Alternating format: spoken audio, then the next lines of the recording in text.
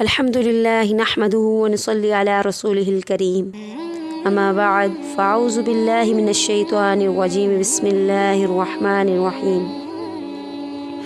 ہمارے نبی کریم صلی اللہ علیہ وسلم نے ہمیں دین اسلام کو تمام دینوں پر غالب کرنے کا، فتح اور کامیابی کا ایک اصول سمجھایا تھا، ایک سبق پڑھایا تھا۔ قرآن میں 10ویں پارے کی آیت ہے وَأَطِيعُوا اللَّهَ وَرَسُولَهُ وَلَا تَنَازَعُوا فَتَفْشَلُوا وَتَذْهَبَ رِيحُكُمْ وَاصْبِرُوا إِنَّ اللَّهَ مَعَ الصَّابِرِينَ۔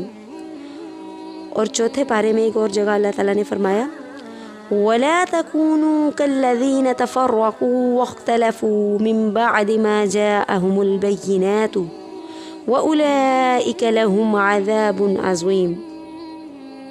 پہلی آیت کا مفہوم ہے اللہ اور اس کے رسول کی اطاعت کرنا، آپس کے تنازع میں جھگڑوں میں نہ پڑنا، ورنہ تم بزدل ہو جاؤ گے، تمہارے آپس کے جھگڑے تمہیں بزدل بنا دیں گے۔ وَتَذْهَبَ رِيحُكُمْ، اور پھر تمہاری ہوا جاتی رہے گی، یعنی تمہارا رعب دبدبہ، تمہارا غلبہ ختم ہو جائے گا۔ رعب اور دبدبہ ختم ہو گیا تو دشمن دلیر ہو جائے گا، پھر وہ تمہاری عزتوں کو، تمہاری عصمتوں کو پامال کرے گا۔ ہندوستان میں حجاب کے مسئلے پر جو ظلم اور زیادتیاں ہو رہی ہیں، یہ اللہ اور اس کے رسول کے اس سبق کی خلاف ورزی ہی کا نتیجہ ہے۔ اور پھر فرمایا وَلَا تَكُونُوا كَالَّذِينَ تَفَرَّقُوا وَاخْتَلَفُوا مِن بَعْدِ مَا جَاءَتْهُمُ الْبَيِّنَاتُ وَأُولَئِكَ لَهُمْ عَذَابٌ عَظِيمٌ۔ اور ان لوگوں کی طرح نہ ہو جانا جو تفرقوں میں بٹ گئے اور اختلافات میں پڑ گئے، دلیل آ جانے کے بعد ان کے لیے عذاب عظیم ہے۔ یعنی جب ان کے پاس دلائل آ گئے، جب قرآن و حدیث آ گیا، پھر وہ اختلافات میں، تفرقوں میں پڑ گئے۔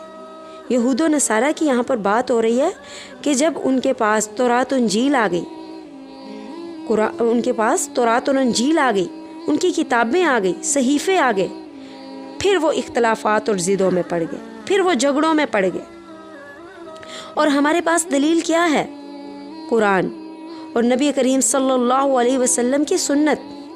جب قرآن سنت کو مضبوطی سے پکڑ لیا، اور پھر تفرقے میں کیوں؟ اختلاف ہونا بڑی بات نہیں ہے۔ اختلاف تو صحابہ اکرام میں پیدا ہوئے تھے، مگر وہ تفرقوں میں پڑھ کر اس حد تک نہیں گئے تھے کہ اپنے علاوہ دوسرے فرقے کو ہدایت پر ہی نہ سمجھے، یا اپنے علاوہ دوسروں کو گمراہ سمجھا جائے۔ جس قوم نے لا الہ الا اللہ کی سربلندی کے لیے لڑنا تھا، جس قوم نے غیر مسلم ممالک میں رہنے والے مظلوموں کے حق کے لیے لڑنا تھا، جس قوم نے کشمیریوں کی آزادی کے لیے لڑنا تھا، وہ قوم مقلد اور غیر مقلد کے جھگڑوں میں پڑ گئی۔ کہیں رفع الیدین کرنے کے اور کہیں نہ کرنے کے جھگڑے، اور کہیں جہری آمین کے جھگڑے۔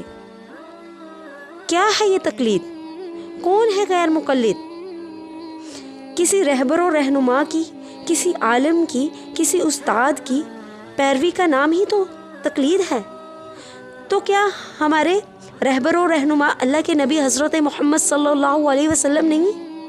پھر ان کے بعد صحابہ اکرام، پھر تابعین، پھر تبع تابعین، پھر علماء، پھر ہمارے اساتذہ، کیا ہم ہر مسئلے میں ان سے رہنمائی نہیں لیتے؟ کسی استاد کے بغیر تو ہم حروف تہجی کی ایک تختی سے ہی مخارج کے ساتھ نہیں پڑھ سکتے۔ تو یہ تقلید ہی تو ہے۔ اور تقلید کسے کہتے ہیں؟ اور کون ہے وہ جس کو استاد اور علماء سے مستفیض ہونے کی ضرورت نہیں؟ تو پھر کہاں رہ گئی غیر مقلدی؟ کیوں بے تکے جھگڑوں میں ہم پڑ گئے؟ جب قرآن و سنت موجود ہے تو پھر جو بھی مسئلہ پیش آئے، قرآن و حدیث سے اس کا حل تلاش کریں، پھر اپنے مسئلوں کا حل علماء سے پوچھیں، کیا میرے اس مسئلے کا حل صحیح حدیث میں موجود ہے؟ کیا فلاں بات صحیح حدیث میں اس طرح سے ہے؟ اور اگر وہ صحیح حدیث میں موجود ہے تو پھر اس میں عمل کرنے میں کیا مذائقہ؟ اور اپنے علماء سے پوچھیں کیا یہ حدیث ضعیف یا موضوع یا غریب تو نہیں؟ تحقیق کریں تو جھگڑے خود بخود ختم ہو جائیں گے۔ قرآن و حدیث کو مضبوطی سے اللہ کے نبی کی سنت کو مضبوطی سے تھامیں تو جھگڑے باقی ہی نہیں رہ جاتے۔ اور غیر مسلم ممالک میں رہنے والے مسلمانوں کے لیے ہماری کوشش کیا ہے؟ کشمیر کے مظلوموں کے لیے ہماری کاوش کیا ہے؟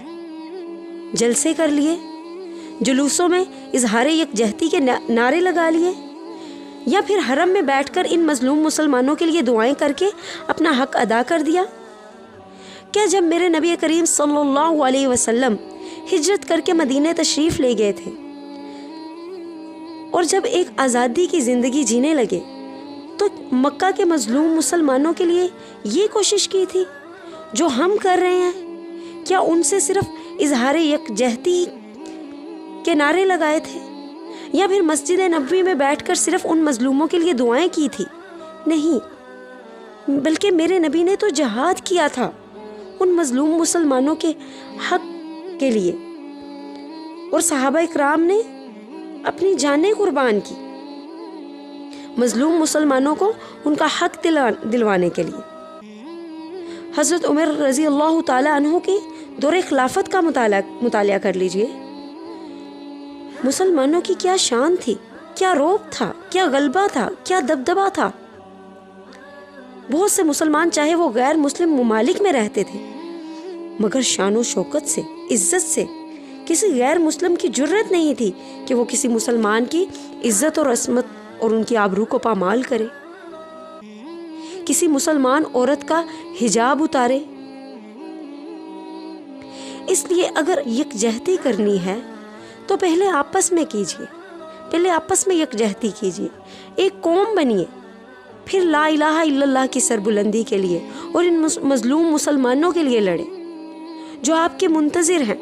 اور اللہ کا بھی قرآن میں یہی اعلان ہے، وَمَا لَكُمْ لَا تُقَاتِلُونَ فِي سَبِيلِ اللَّهِ وَالْمُسْتَضْعَفِينَ مِنَ الرِّجَالِ وَالنِّسَاءِ وَالْوِلْدَانِ الَّذِينَ يَقُولُونَ رَبَّنَا أَخْرِجْنَا مِنْ هَذِهِ الْقَرْيَةِ الظَّالِمِ أَهْلُهَا وَاجْعَل لَّنَا مِن لَّدُنكَ وَلِيًّا وَاجْعَل لَّنَا مِن لَّدُنكَ نَصِيرًا۔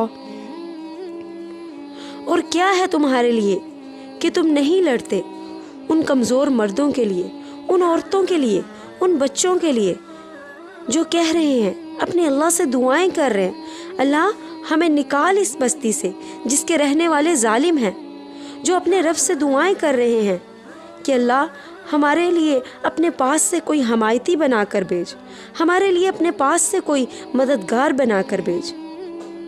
اللہ ہم سب کو ایک بنا اور مظلوم مسلمانوں کا مددگار بننے کی جرت اور توفیق عطا فرما، آمین۔